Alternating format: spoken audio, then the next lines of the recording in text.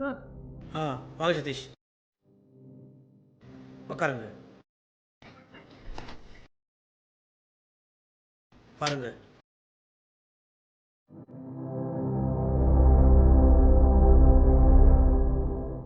என்ன பண்ணி வச்சிருக்கு பாருங்க.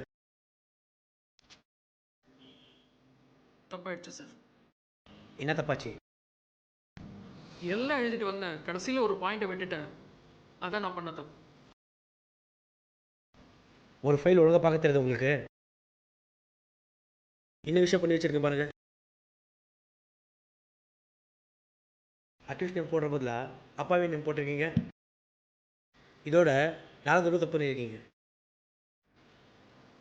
சாரி சார், இந்த ஒரு தடவை மன்னிச்சிருங்க சார். சாரி, மேலதிகாரிக்கு நான் பதில் சொல்கிறது.